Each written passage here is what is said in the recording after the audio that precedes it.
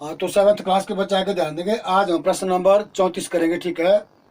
तो प्रश्न नंबर 34 आपका एक समलंब चतुर्भुज बनाओ। तो समलंब चतुर्भुज की परिभाषा आपको मैंने बताई हुई है पहले भी, कि जिस चतुर्भुज में एक कोण 90 डिग्री का हो उसको हम समलंब चतुर्भुज कहते हैं, ठीक है। तो देखो कैसे करना है इसको। इसके लिए हमारे पास क्या क्या दिया हुआ है। एक भुजा ए बी दी हुई है और जो लंब बनेगा, लंब दिया हुआ आपका NP के बराबर और आधार कोण दिया हुआ है, दिए हुए कोण x के समान। देखो ये तीन चीजें हमारे पास दी है। हमने जो समलंब चतुर्भुज बनानी है उसकी एक भुजा दी है AB के बराबर, ठीक हो गया। और उसमें जो लंब बनेगा, जो 90 डिग्री का कोण बनेगा, उसकी ऊंचाई दी हुई है NP रेखा के बराबर। और जो कोण बनेगा आधार कोण, वो दिया हुआ है x कोण के बराबर। तो देखो हमने इस प्रश्न को कैसे करना है। सबसे पहले तो हमने एक भुजा AB के बराबर यहाँ पर आधार AB बना दो। भुजा AB के बराबर आप यहाँ आधार AB बना दो।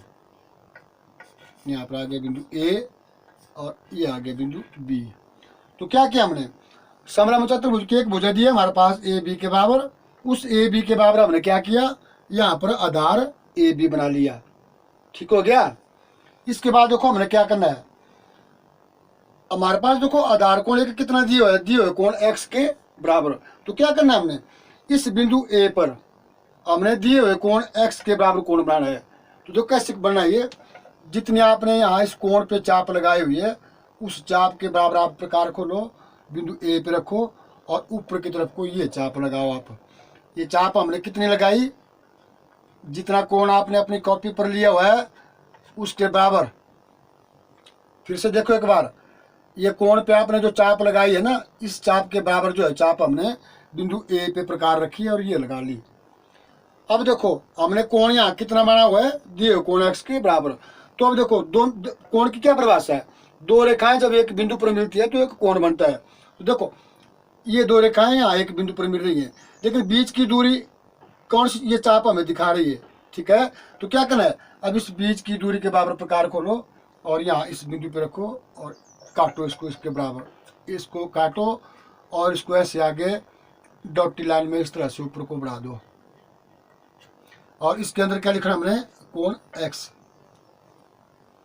देखो अब तक हमने क्या किया, दी हुई भुजा AB के बराबर हमने भुजा AB ले ली और दिए हुए आधार कोण x के बराबर हमने यहाँ पर बिंदु A पर आधार कोण बना दिया, दिए हुए कोण x के बराबर। और इस रेखा को हमने ऊपर की तरफ बढ़ा दिया। इतना काम सब हमने कर लिया। अब देखो यहाँ से आगे हमने क्या करना है, ये जो बिंदु B है आपका, अब आपको पता है समलंब चतुर्भुज में एक कोण जो है 90 डिग्री का बनेगा।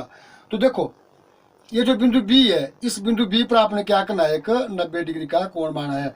अब 90 डिग्री का कोण मेरे सारे बच्चों को आता है, अब मैं डिटेल में नहीं बताऊंगा, ठीक है। क्या करना है आपने, बिंदु B पर प्रकार को इस तरह से ये चाप लगाओ और यहाँ पर आपने क्या करना है, 90 डिग्री का कोण बनाओ।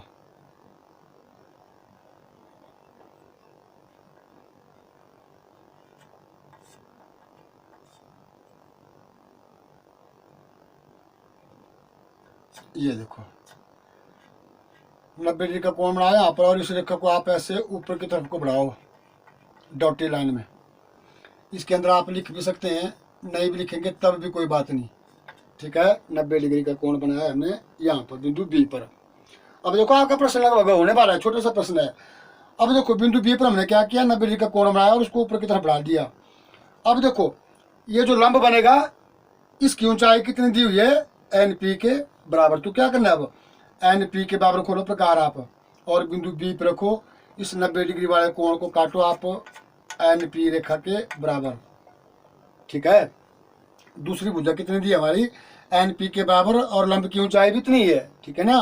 तो क्या किया हमने, NP के बराबर प्रकार खोली और बिंदु B पर रखी और ये जो हमने बिंदु B पर 90 डिग्री का कोण बनाया है इसको काटा हमने NP के बराबर और यहाँ पर रख दो आप इसका नाम N ऊपर। क्या नाम आ गया यहाँ पर, N। तो पता चला आपको N बिंदु कैसे आया, बिंदु B पर हमने 90 डिग्री का कोण बनाया, ठीक है।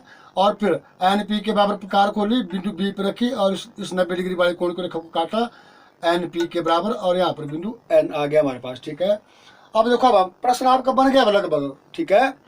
अब आपने क्या करना, देखो ये जो AB रेखा है ना, इस AB रेखा के समानांतर हमें रेखा खींचनी है बिंदु N से, तो क्या करना है, देखो एक साइड स्क्वायर को आप ऐसे रखो ए बी के समानांतर, दूसरे को आप ऐसा सारा दो स्पॉट, और इसको ऐसे ऊपर ले जाओ, ऊपर ले जाओ, ऊपर ले जाओ, बिंदु एन तक ले जाओ, और फिर यहाँ से ऐसे इसको मिलाओ। ये देखो ये आपकी समानांतर रेखा आएगी, ए बी के समानांतर आएगी बिंदु एन से। इसको अब आप पक्का करो, ये देखो, और इसको आप एन बी के समानांतर आगे लाके यहाँ नीचे को भी इसको लगा सकते हैं आप यहाँ पर। ये देखो ये आपकी समलंब चतुर्भुज बन गई। अब देखो हमने सारी शर्तें पूरी की है।